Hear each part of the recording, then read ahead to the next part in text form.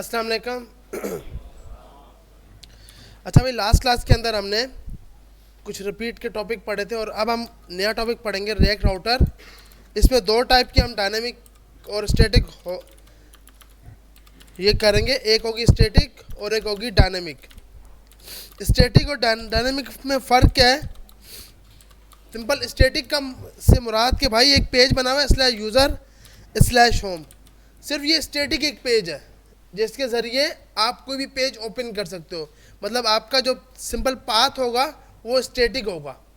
जब हम बात करते हैं डायनामिक की, अच्छा राउटर, रेक राउटर हम यूज़ क्यों करते हैं? एक कंपोनेंट से दूसरे कंपोनेंट पे मूवमेंट करने के लिए, पेज को कंपोनेंट को चेंज करने के लिए। यहाँ पेज चेंज नहीं होता, यहाँ पर क्या चेंज होता है? कंपोनेंट चेंज होता है। जब स्टैटिक की बात आती है तो स्टैटिक का मकसद कि आप अपने पाथ को फिक्स करके रख दोगे कि भाई यही पाथ ओपन होगा। मतलब आपका अगर कोई पाथ होम का पेज बना हुआ है स्लैश होम और उस पर कोई अलग से कंपोनेंट ऑर्डर का पेज है, तो ये एक स्टैटिक आपका पेज बन गया। इस टाइप की राउटिंग को आप बोलते हो स्टैटिक राउटिंग। जब हम बात करते हैं डायनामिक राउटिंग, मिसाल के तौर पर आपने एक यूज़र का पेज रखा और उसमें यूज़र डिटेल का एक पेज है लेकिन डिटेल में आप अगर 1 लिखो तो फर्स्ट नंबर वाले का डेटा आ जाए, 2 लिखो तो सेकंड वाले का डेटा आ जाए, 3 लिखो तो 3 वाले का डेटा आ जाए। तो इस टाइप की राउटिंग को क्या बोलते हैं? Dynamic routing. मतलब कि आपके पास ये जो एलिमेंट है, यहाँ पर आप अपनी आईडी पास करोगे, यहाँ पर क्या पास करोगे? आईडी पास करोगे। अगर इसी तरह आपके पास सिंपल एक ऑर्डर का पेज है तो यूज़र स्लैश ऑर्डर, अब ऑर्डर के अंदर भाई ऑर्डर के अंदर उसकी आईडी और उस आईडी के अंदर जाकर प्रोडक्ट की आईडी। तो भाई आपके पास क्या होगा? एक पेज बना होगा जिसके अंदर आईडी वाला शो हो रहा होगा, एक पेज बना होगा जो उसके प्रोडक्ट की डिटेल निकाल के लाएगा। मिसाल के तौर पर जैसे आपके यूज़र का एक पेज है स्लैश ऑर्डर का पेज है, यूज़र की आईडी नंबर 3 और जो प्रोडक्ट उसने बाय किया है उसकी आईडी नंबर 13। तो अब क्या हुआ कि ये दोनों के दोनों डायनेमिक राउटिंग बन गई है। मतलब ये दोनों के दोनों पैराम्स आप हैज़ अ डायनेमिक पास करोगे। यहाँ पर क्या था? ये स्टैटिक था कि भाई स्लैश होम स्लैश ऑर्डर होगा तभी वो पेज ओपन होगा। आ रही है समझ? इसका हम यूज़ तब करते हैं जब हमें डायनेमिक राउटिंग यूज़ करनी हो। मतलब हमारे पास मल्टीपल यूज़र्स का डेटा है, मल्टीपल ऑर्डर्स हैं, हर ऑर्डर हर यूज़र के लिए हमें अलग अलग ओपन करवाना है।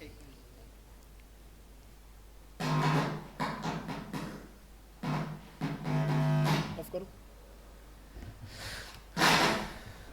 ऑफ करता हूँ।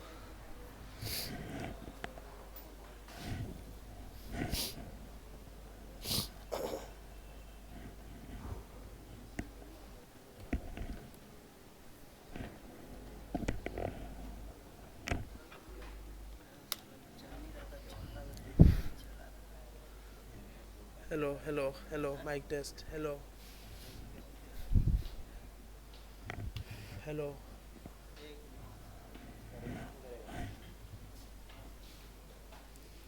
Hello hello hello.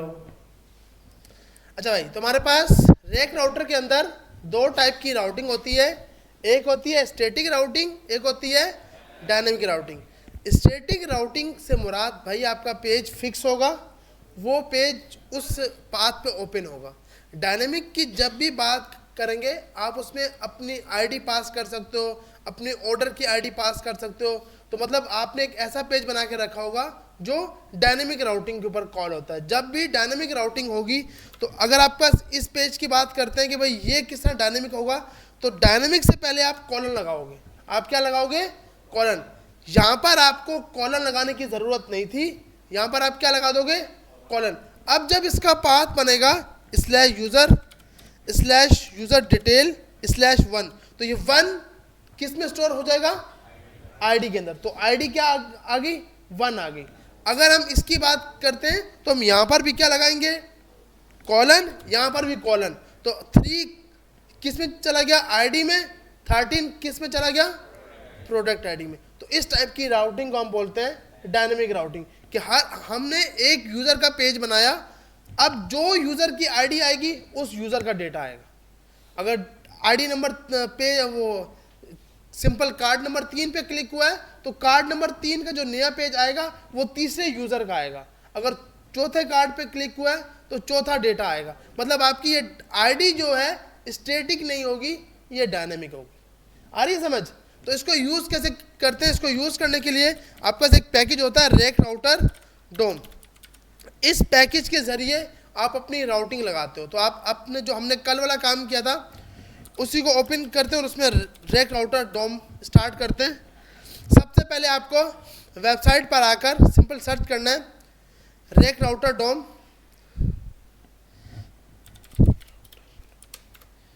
उसके अंदर ये आपकी ऑफिशियल वेबसाइट है। यहाँ जाकर आप इसके डॉक्यूमेंट में चले जाएंगे और ये आपको शो करा देगा। अब जो आपके पास वर्जन चल रहा है वो कौन सा चल रहा है? 7.1.5 वाला। तो आपने सिंपल क्या करना है, यहाँ पर आके इस टैब में आएगा इंस्टॉलेशन।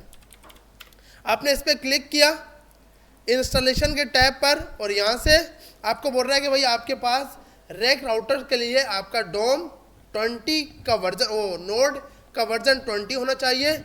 रेक का वर्जन क्या होना चाहिए? 18। और रेक डोम का वर्जन क्या होना चाहिए? 18। तो आप यहाँ पर आओगे जो आपने कल काम किया था। हम यहाँ पर इसको अपने प्रोजेक्ट को ओपन कर लेते हैं। रिपीट क्लास के नाम से हमने कल बनाया था ये वाला। तो अगर हम यहाँ पे आते हैं तो हमारे पास रेक का जो वर्जन आ रहा है वो बिल्कुल 18 है। तो इसके ऊपर ये 17 वाला और 7 वाला रेक राउटर काम कर सकता है। लेकिन अगर आपका कोई कभी ओल्ड प्रोजेक्ट आ जाए जिसका वर्जन 18 नहीं है तो आपने सिंपल क्या करना है, अगर कोई चीज़ अपडेट करनी है, कोई चीज़ चेक करनी है तो आप यहाँ से जाकर पहले इस वर्जन पे जाओगे। फिर ये आपको बताएगा कि भाई इसमें आपको किस तरह इंस्टॉल करना है और क्या चीज़ें यूज़ करनी है। क्योंकि जब प्रोजेक्ट बना होगा उस टाइम ये वर्जन फिक्स हो जाता है। मतलब आज अगर हम इसको होस्ट कर देंगे अपनी वेबसाइट को तो अब ये सिर्फ किसको सपोर्ट कर पाएगा? 7.1.5। लेकिन कल कोई चेंजिंग आ गई और अब मिसाल के तौर पर एक ऐसी वेबसाइट थी जो 6.29 पे बनी थी और आपको बोला गया कि भाई आप चेंजिंग करो। तो आप बोलोगे सर ने तो मुझे ये सिखाया था, हम वो वाला काम करेंगे उसके बाद वेबसाइट क्रैश कर जाएगी। क्योंकि वो काम इसमें अलग तरीके से हो रहा है और इसमें अलग तरीके से हो रहा है। ये डिपेंडेंट होता है आपके वर्जन के ऊपर। जो वर्जन अगर आप नया काम कर रहे हो तो आप यही सपोर्ट करोगे। लेकिन कोई ओल्ड प्रोजेक्ट आ जाएगा तो पहले आपको उसकी डॉक्यूमेंटेशन चेक करनी पड़ेगी कि उसमें। अब देखो रेक 4 में इनका अलग कॉन्सेप्ट था, V5 में ये बिल्कुल अलग तरीके से काम करते थे और इसमें ये चीज़ें रिक्वायरमेंट थी। इसमें स्विच भी यूज़ हुआ करता था। अब आप बोलोगे कि यार स्विच तो हमें पढ़ा ही नहीं गया। जब आपको कोई प्रोजेक्ट मिल गया कंपनी की तरफ से तो आपको ये सब पता होना चाहिए। स्विच आप V5 तक यूज़ करते थे। स्विच बहुत मेन कॉन्सेप्ट था जिसके ज़रिए आप इसको जितने भी अब हम लगाते हैं राउट्स के अंदर राउट। अब जो हम कोडिंग करेंगे, ये जो लास्ट क्लास में हमने कोडिंग की थी, हम यहाँ पे क्या लगाते हैं? राउट्स। ऐसी है ना भैया? और राउट्स के अंदर राउट। लेकिन V5 में स्विच यूज हुआ करता था, V5 में राउट नहीं था। सही है? और राउट्स नहीं था। तो इसलिए हमें पता होना चाहिए। तो ये डॉक्यूमेंटेशन लाजमी रीड करनी है ताकि आपको पता हो कि हर वर्जन में क्या क्या फ़र्क था। इससे पहले स्विच यूज़ किया करते थे और उसके बाद जो इससे भी पीछे वर्जन था वो अभी सपोर्ट नहीं होता। वो कोई वेबसाइट अगर आप V3 में जाते हो तो ये तो बिल्कुल क्रैश हो चुका है। तो ये तो अभी इसीलिए इन लोगों ने इसकी डॉक्यूमेंटेशन रखी नहीं है क्योंकि V3 जो वर्जन था इसका वो क्रैश हो चुका है। तो वो अगर कोई वेबसाइट बनी हुई थी तो उसको अब लाजमी V5 पे आना पड़ेगा। सही है? क्योंकि V3 अब ये ब्राउज़र सपोर्ट नहीं करते। ये जो आपका सामने ब्राउज़र नज़र आ रहा है ना, इस पे आखिरी V5 है। V5 से ऊपर वाले को ये सपोर्ट करता है, V3 को नहीं करता ये। अच्छा, तो अब हम जो वर्जन यूज़ कर रहे हैं वो ये कर रहे हैं। लेकिन कल अगर कहीं कंपनी में आपको काम मिले और आप बोलो अबे वो सर ने तो चरिया बनाया था, स्विच था, पढ़ाया नहीं था, राउट्स वोट पढ़ाया। वो इसलिए क्योंकि V7 में ये है राउट्स है, V6 में या 5 में वो चीज़ थी। तो इसलिए हमें पता होना चाहिए। देखिए राउट और स्विच में ना, इससे पहले आपका ब्राउज़र जो था वो स्विच के ऊपर डिपेंडेंट था। आपका ब्राउज़र के अंदर जो पेज रिफ्रेश होता था ना, ये सब मसला बताऊँ कौन करता है? ये ब्राउज़र, ये डोम करता है। ये चेंज होता है। इससे पहले ये स्विच को सपोर्ट कर रहा था, अब ये स्विच को सपोर्ट करना छोड़ गया है।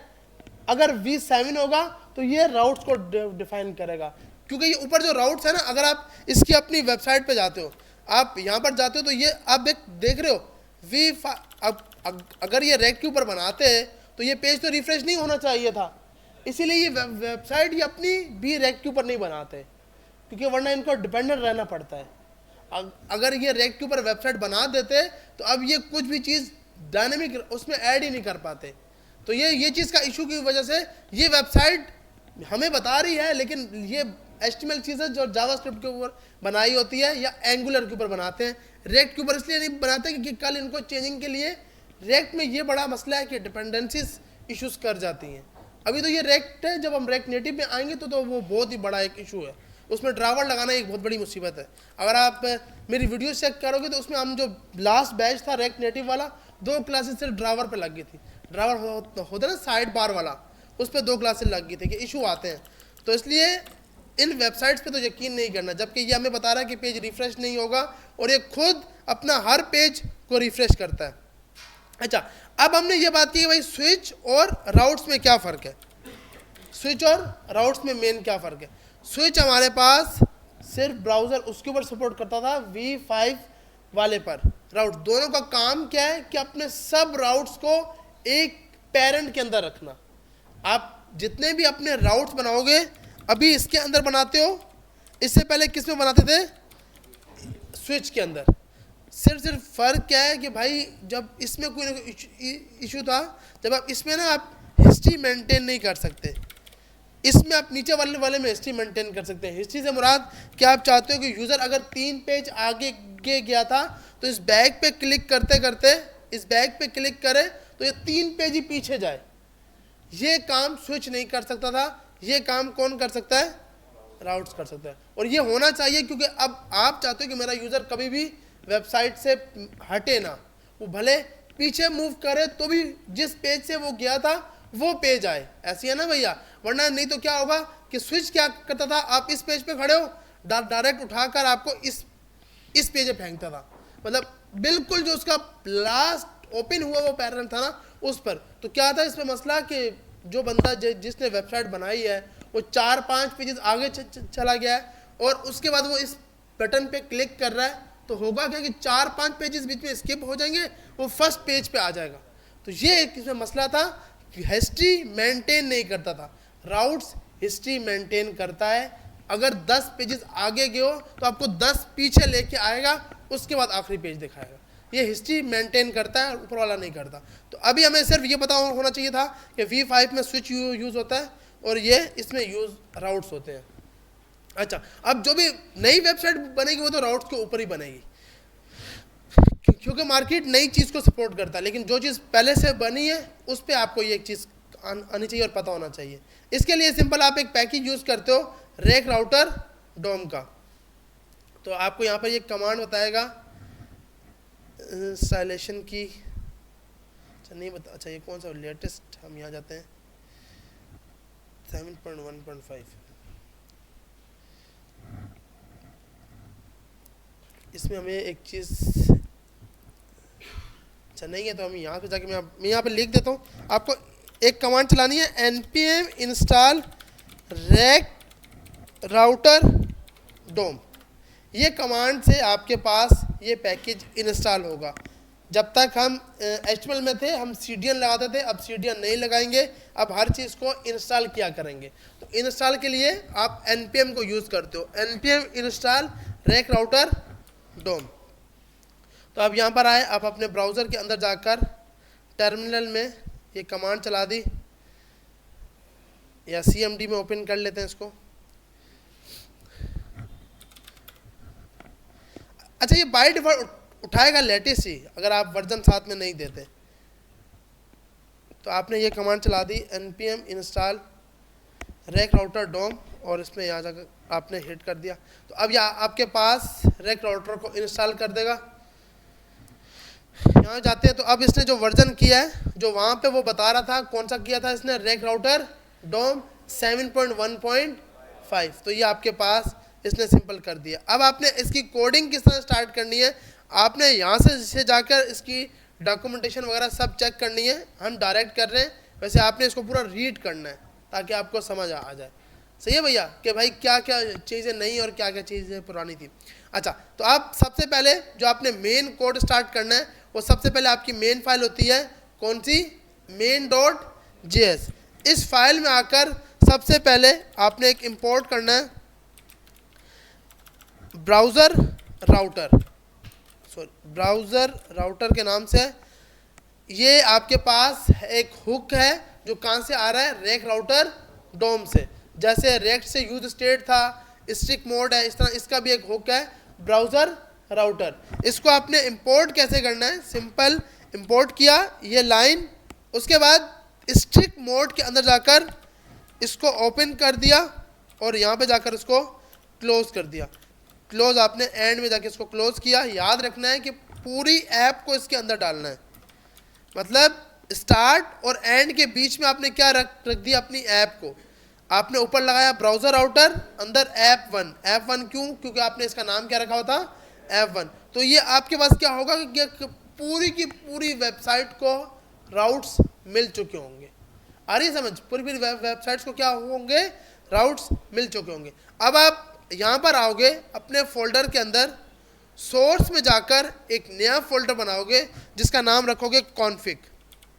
एक सोर्स के अंदर आपने एक नया फोल्डर बनाया जिसका नाम क्या रखा, कॉन्फिग। और कॉन्फिग के अंदर आप एक नई फाइल बनाओगे routes.js। JSX लगाना ज़रूरी है, .js लगाओगे वाइट में काम नहीं चलेगा, ये .jsx लगाना बहुत ज़रूरी है, जावास्क्रिप्ट विद एक्सएमएल। तो आपने राउट्स को इंपोर्ट फाइल बना ली, फिर आपने एक फंक्शन बनाया जिसका नाम रखा राउट्स या ऐप राउटर के नाम से। इसको हम थोड़ा छोटा कर लेते हैं ताकि हमारे सर घूम रहे ना हो। अच्छा, तो ऐप राउट्स लगा दिए यहाँ पर जाकर, और एरो फंक्शन लगाएं या सिंपल फंक्शन, और यहाँ जाकर इसी को एक्सपोर्ट डिफॉल्ट आप इस तरह करके भी इसको यूज़ कर सकते हैं। मार्केट आपको बोलती है कि आप अलग से करो, कि नीचे ऊपर डिफाइन करो, नीचे एक्सपोर्ट करो, जो आपको सही लगे। अच्छा, तो यहाँ पर जाकर आपने रिटर्न किया। रिटर्न के अंदर अब आप अपने कंपोनेंट्स, अपने राउट्स डिफाइन करोगे कि आपका यूज़र किन किन पेजेस पे जा सकता है। तो सबसे पहले आपने यहाँ पर आकर राउट्स को इंपोर्ट किया, जो कि कहाँ से आएगा, रेक राउटर डोम से। अगर आप यहाँ पे लिखोगे स्विच, तो ये आपके पास स्विच वाला अगर ये होता, अब जैसे मिसाल के तौर पे राउट है तो राउट आपको बता रहा है कि भाई राउट्स ये है, लेकिन स्विच का कंपोनेंट अब इसमें होता ही नहीं है। इसके अंदर स्विच का जो आप लिख रहे हो वही आपको नीचे बता रहा है। नीचे वाला जो स्विच आ रहा है ये स्विच स्टेटमेंट की बात कर रहा है, ऊपर वाला जो आ रहा है जो आप लिख रहे हो सिर्फ वो बता रहा है। तो अब V7 में स्विच आता ही नहीं है, क्योंकि अब वो यूज जो अभी हम बात करते हैं ना स्विच और राउट्स की, वो उसकी बात कर रहा हूँ। अच्छा, उसके बाद आप राउट्स के अंदर एक चीज़ डिफाइन कर देते हो जिसका नाम क्या होता है, राउट।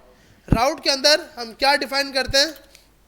अच्छा, राउट्स को भी आपको इंपोर्ट करना होगा, तो आपने राउट इंपोर्ट कर दिया। सबसे पहले आप इसमें क्या डिफाइन करते हो, पाथ। पाथ का मतलब कि भाई किस रास्ते पे क्या चीज़ ओपन होगी। तो आपने बोला स्लैश पे जाकर आपने अपना एक होम पेज ओपन करना है, तो आपने इसको पाथ क्या बता दिया, स्लैश। उसके बाद याद रखेंगे V5 के अंदर, V6 के अंदर यहाँ पे आता था कंपोनेंट, अभी क्या आता है, एलिमेंट। दोनों में फ़र्क है। एक आता था कंपोनेंट, अगर आप V5 पे काम कर रहे हो तो कंपोनेंट था, अभी कंपोनेंट को हटाकर इन्होंने क्या कर दिया, एलिमेंट। अब फ़र्क है कि भाई क्यों ये किया, तो देखिए हर चीज़ कुछ ना कुछ वजह से की जाती है। कंपोनेंट से क्या था कि भाई आप यहाँ पर अपना नॉन 404 का भी डायरेक्ट यहाँ पे कोड लिख सकते हो, तो उसका पूरा फंक्शन भी है, और आप यहाँ पर इसको कंपोनेंट भी मंगा सकते हो। तो कंपोनेंट में क्या था कि सिर्फ और सिर्फ आप कंपोनेंट लिख सकते हो, 404 वाला राउट आप अलग से यूज़ करके उसको डिफाइन करते हो। तो अभी यहाँ पर हम क्या यूज़ करते हैं, एलिमेंट्स। और एलिमेंट्स के अंदर जाकर आप अपने टैग का नाम बताते हो, जो आपके वो जो राउट होता है उसका नाम आप डिफाइन कर देते हो। अब इसको हम कैसे डिफाइन करेंगे, आप अपने सोर्स के अंदर जाकर एक नया फोल्डर बनाओगे जिसका नाम आपने रख दिया कंपोनेंट्स, और कंपोनेंट्स के अंदर एक फाइल बना दी आपने home.jsx। यहाँ पर जाकर आपने फंक्शन होम के नाम से कॉल कराया,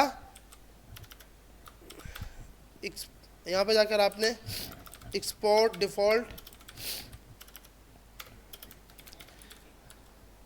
नहीं अगर आप ना एरो फंक्शन लगाते हो ना तो कॉस्ट लगाएंगे। अब ये हमने सिंपल फंक्शन बनाया था, सिंपल फंक्शन होगा तो कॉस्ट लगाने की ज़रूरत नहीं है। अच्छा एक चीज़ कि ऐसा ना हो, अभी हम क्या कर रहे हैं, कहीं पर फंक्शन लिख रहे हैं, कहीं एरो फंक्शन लिख रहे हैं, रूल एक फ्लो करना है, मतलब एक को फॉलो करना है। अगर फंक्शन डिफाइन किया तो हर फाइल में फंक्शन, अगर एरो फंक्शन को यूज़ किया तो एरो फंक्शन। लेकिन आपने अच्छा क्या है कि आप क्या यूज़ करो, एरो फंक्शन, सिंपल फंक्शन नहीं।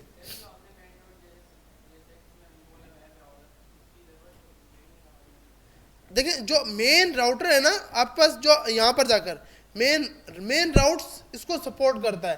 अब क्योंकि ये ब्राउज़र तो सपोर्ट कर जाएगा, अगर फायरफॉक्स आया, अगर वो एज आया तो उस पर लाजमी है उसको ब्राउज़र ऑर्डर। हमारे पास क्योंकि कुछ ऐसे ब्राउज़र हैं जिन पे बिल्कुल इसको अगर आप इस सिंपल क्रोम की बात करते हो इसको आप ज़रूरत नहीं है, लेकिन एज की बात करो, क्योंकि हर यूज़र के पास अपना एक होता है, और एप्पल का तो अपना एक होता है सफारी ब्राउज़र, उस पर तो ये सपोर्ट ही नहीं करता, तो फिर आपको ये लगाना पड़ता है, क्योंकि आप एक सिंपल क्रोम को नहीं चेक कर रहे, आप ओवरऑल वेबसाइट्स को देख दो, उसको देख रहे हो, सर्च इंजन्स को देख रहे हो, तो उसके हिसाब से आपको हर एक के हिसाब से चलाना पड़ेगा, तो उसके लिए फिर आपको ये लगाना पड़ेगा ज़रूर। मतलब हाँ बिल्कुल, इसके लिए तो ज़रूरत नहीं है, ये तो सबके अब्बू है ना, तो अब्बू को तो इतनी कुछ ज़रूरत नहीं है, लेकिन बाकी बहुत से ऐसे हैं जिनके पास ये चीज़ सपोर्ट नहीं होती, तो फिर आपको लगाना पड़ता है। अच्छा तो हमारे पास ब्राउज़र राउटर लगा दिया हमने। अब हम यहाँ पे आते हैं, होम के पेज में हमने कुछ कोड लिख दिया रिटर्न, और रिटर्न में अभी के लिए हाँ तो मतलब मैंने ये बोला कि या कॉस्ट लिख सकते हैं या अगर देखिए फंक्शन लिख रहा हूँ तो फिर मुझे ये लगाने की ज़रूरत नहीं है। आ रही समझ कि फंक्शन लिखा है तो अब कॉस्ट लगाने की ज़रूरत नहीं है, क्योंकि अब आप ES5 यूज़ कर रहे हो, ये ES5 है, और ये जो अभी हमने लिखी थी ये ES6 है। ES6 में कॉस्ट और एरो फंक्शन लगाया जाता है। अच्छा क्या है कि आप ये चीज़ करो, लेकिन जब आप ये चीज़ कर रहे होते हो ना कि यहाँ पर कुछ और यहाँ पर कुछ और, तो फिर जो कोड देखेगा वो आपको कल गाली ही देगा कि ये क्या करके गया है, वहाँ कुछ और यहाँ कुछ और। तो फिर अच्छा है कि एक चीज़ को फॉलो करो, क्योंकि ना कंपनी आपकी है ना आप कंपनी की हो, आपको अच्छी ऑफर मिली आप भाग जाओगे, और कंपनी को अच्छा बंदा मिला वो आपको निकाल देंगे। तो इसलिए भाई ना अपनी हटाओ ना उनकी हटाओ। अच्छा तो यहाँ पे जाकर आपने होम पेज लिख दिया, एक आपने सिंपल होम पेज के नाम से एक कंपोनेंट बनाया और उसके अंदर आपने होम पेज लिख दिया। अब इसको आपने इंपोर्ट करवाना है, तो इसको आपने किस फाइल में इंपोर्ट कराना है, राउट्स के अंदर। यहाँ जाकर आपने लिखा होम, तो आपके पास कंपोनेंट आ गया, और यहाँ जाकर आपने इस कंपोनेंट को क्या कर दिया, बंद कर दिया। हर कंपोनेंट्स ओपन भी होगा और वहीं पर क्या हो जाएगा, क्लोज भी हो जाएगा। हाँ अगर किसी का बहुत टाइम है कि नहीं सर यूं करके क्लोज नहीं करना, यूं करके क्लोज करना है, तो भैया यूं करके क्लोज करो, मतलब क्लोज होना चाहिए, मेन काम है कि आपका टैग क्लोज होना चाहिए। अच्छा है कि आप इसको करो, लेकिन क्योंकि हम सीख रहे होते हैं तो हर चीज़ डिपेंडेंट चेक करनी चाहिए। अच्छा हम बात कर रहे थे पाथ की, पाथ के अंदर आप बताते हो रास्ता, बाय डिफॉल्ट स्लैश होता है, ऐसी है ना भाई, स्लैश फर्स्ट पेज, जो स्लैश होगा वो क्या होगा आपके पास, फर्स्ट पेज। उसके बाद अब हम इसको रन करते हैं। अब हमने किया क्या है, हमारी कोडिंग स्टार्ट होगी इंडेक्स main.jsx से, ब्राउज़र राउटर इसको मिलेगा, इसका मतलब इसके ऊपर राउटर लगा हुआ है, फिर ये ऐप में जाएगा, ऐप के अंदर अभी ये है। अब कोड ऐप के अंदर आप कोई कोड डिफाइन नहीं करोगे, ऐप के अंदर आपको कुछ भी डिफाइन नहीं करना, ऐप के अंदर जाकर आपको डायरेक्ट क्या डिफाइन कर देना है, राउट। क्या डिफाइन करना है, राउट। अच्छा इसका हमने नाम क्या रखा है, नाम चेक कर लेते हैं, ऐप राउटर्स।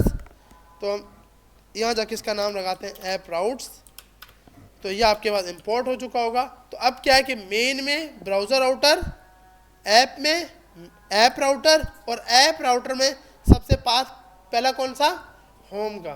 तो अब आप इसको जब रन करोगे तो एरर आएगा या नहीं आएगा, क्योंकि क्या कुछ पता नहीं, कल तक कुछ और कोड हो, आज कुछ भी हो सकता है। तो आप यहाँ पर जाकर npm run dev कर लेते हैं।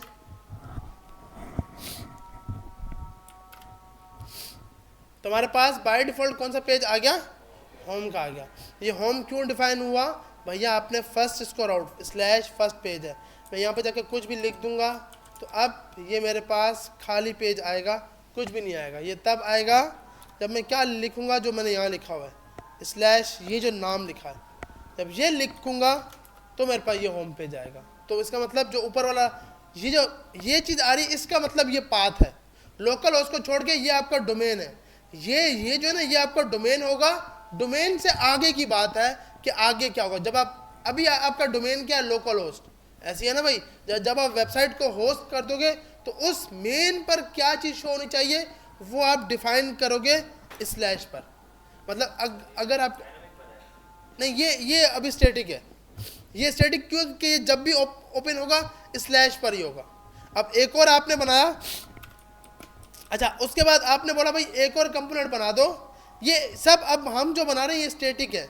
अभी थोड़ी देर में इसको डायनेमिक करके देखते हैं। यहाँ पर आए, हमने बोला अबाउट का एक पेज बना लो, about.jsx, और यहाँ जाकर आपने सिंपल अबाउट लिखा, क्योंकि ये सब काम हम पहले कर चुके हैं। तो थोड़ा स्पीड में इसको चलाते हैं ताकि जो बेचारे बाकी सीखने आया वो भी कुछ सीखे ना यार, वरना वो बोलेंगे ये तो वही का वही पढ़ाई जा रहे हैं पिछला। अच्छा तो यहाँ जाकर, क्योंकि ये हम लोग जो पहली क्लास है उसने कर चुके हैं ये, तो हम यहाँ जाकर अबाउट, और यहाँ जाकर आपने कॉल करा लिया क्या, अबाउट के नाम से। तो आपके पास अबाउट आ गया, इसको सेव करते हैं, यहाँ पर आते हैं।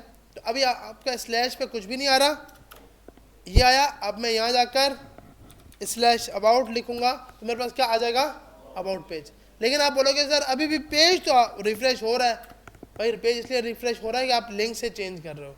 अब आपने क्या है कि अगर मैं चाहता हूँ कि भाई यहाँ पर एक सिंपल बटन हो, बटन पर क्लिक हो तो दूसरा पेज ओपन हो, तो सिर्फ और सिर्फ क्या करना होगा आपको दो चीज़ें यूज़ की जा सकते हैं आप। एक क्या, हम जो लोग पहले कर चुके हैं, एक लिंक गुड, और दूसरा यूज़ नेविगेट। वेरी गुड यार। ये यूज़ नेविगेट रेक राउटर का एक डोम है। वहाँ पर आप एक अटैग यूज़ करते थे, हाइपर रेफरेंस। एक अटैग तो याद है ना, HTML। तो HTML के अंदर वो नहीं भूलना, उस पर बहुत टाइम लगाया आप लोगों ने। अच्छा, एक अटैग हमारे पास हाइपर रेफरेंस है जो कि एक पेज से दूसरे पेज पे जाता था, लेकिन ये पेज रिफ्रेश करता था। हमें पेज को रिफ्रेश नहीं कराना, तो हम क्या यूज़ करते हैं, लिंक यूज़ करते हैं। लिंक के अंदर एक एट्रीब्यूट होता है जिसका नाम क्या होता है, टू। जैसे ए के अंदर एच रेफरेंस था, उसकी बनिस्बत यहाँ पर क्या है, टू। और यूज नेविगेट भी रेक राउटर डोम से आता है, लेकिन ये इसका एक हुक है। ये हुक नहीं है, ये इसका एक सिंपल टैग है। ये आपका से एक हुक है। जैसे यूज स्टेट है, अब इसको हम यूज कैसे करते हैं, हमने बोला कि भैया होम के पेज में एक सिंपल नीचे बटन हो, उस बटन पे जैसे हम क्लिक करें तो ओपन अबाउट पेज, कि अबाउट का पेज क्या हो जाए, ओपन हो जाए। तो इसके लिए बटन पे क्या लगाना होगा, ऑन क्लिक। ऑन क्लिक को क्या पास करना होगा, एरो फंक्शन। एरो फंक्शन अभी अलर्ट करके देखते हैं कि क्या ये काम चल भी रहा है या नहीं। तो यहाँ पे आते हैं, यहाँ पर आए, अबाउट पे क्लिक किया, वहाँ तुम्हारे पास ओके लिखा हुआ आ गया। इसका मतलब बटन तो अब कॉल हो रहा है। अब इसको क्या करना है, हमने एक फंक्शन बनाया, const navigate to home to about के नाम से, और इसको एरो फंक्शन बनाया। एरो फंक्शन के अंदर आपने ये नाम दिया, इसको आपने यहाँ पर आकर कॉल करा दिया, और इधर जाके आपने बोला भाई एक एलिमेंट कॉल करा लो, लेट के साथ नेव इक्वल टू यूज नेविगेट। ये आपने इंपोर्ट कराया कहाँ से, रेक राउटर डॉम से। ये आपका हुक क्यों है, क्योंकि भाई बाय डिफॉल्ट आप इसको एक वेरिएबल में स्टोर कर रहे हो, जैसे यूज स्टेट था, यूज इफेक्ट था, बिल्कुल इसी तरह। अब आपने क्या किया, इस नेव, ये जो कीवर्ड वेरिएबल का नाम लिखा है नेव, अच्छा ये स्टेट नहीं है, ये वेरिएबल है। स्टेट और वेरिएबल में फ़र्क है। स्टेट में सेट स्टेट आता है, ऐसी है ना भैया, जब आप यूज स्टेट के साथ यूज करते हो। ये एक वेरिएबल है, इसमें आपने पूरे पूरा स्टोर करा दिया और यहाँ जाके आप अपना पाथ दे दोगे। पाथ से मुराद जो आपने राउट्स के अंदर डिफाइन किया। राउट में हमने क्या डिफाइन किया, स्लैश अबाउट, यहाँ पर आया स्लैश अबाउट। इस पेज को भी कॉल करा दिया। अब हम देखते हैं, हमने रिफ्रेश किया, जैसे इस पर क्लिक किया तो कौन से पेज पे चला गया, अबाउट के पेज पे। पीछे करते हैं तो पिछले पेज पे आता है, क्योंकि ये राउट्स है, स्विच नहीं है। अच्छा, तो यहाँ पे जाकर आपने सिंपल अबाउट पे क्लिक किया तो पेज रिफ्रेश नहीं हो रहा, सिर्फ क्या हो रहा है, कंपोनेंट चेंज हो रहा है, एक कंपोनेंट आगे मूव हो रहा है, अबाउट का पेज आ गया। तो ये क्या था, आपको सिंपल एक पेज से दूसरे पेज पर लेके जाने के लिए आप क्या यूज करते हो, यूज नेविगेट। नेविगेट को आपने एक वेरिएबल में स्टोर कराया जिसका नाम क्या रखा, नेव। यहां तक सबको समझ आ गया कि एक कंपोनेंट से दूसरे कंपोनेंट पे कैसे मूव हुआ जाता है। आप अभी आपने ये यूज किया, यूज नेविगेट। ऐसा कोई जिसके बारे में सवाल हो, ऐसा कोई है? सबको सब समझ तो नहीं आ रहा क्योंकि मैं इतनी स्पीड में चल रहा हूँ। हाँ देखिए, हुक आपके पास ना बाय डिफॉल्ट उसके पास जितनी भी प्रॉपर्टीज होंगी, अब आपने क्या किया, यूज जैसे हमने यूज नेविगेट किया, जितनी भी आपकी प्रॉपर्टीज हैं वो सब की सब उठाकर किस में डाल दो, नेव के अंदर। हुक के अंदर बाय डिफॉल्ट खुद के पास बहुत सी प्रॉपर्टीज हैं। हुक आपके पास जो, अब जैसे यूज स्टेट है, यूज इफेक्ट है, ये हमने यूज किया, ये हुक आपके पास बाय डिफॉल्ट उस लाइब्रेरी से आता है। उसकी जितनी भी प्रॉपर्टीज होती हैं वो आप इजीली किसी वेरिएबल में डाल सकते हो। जी जी,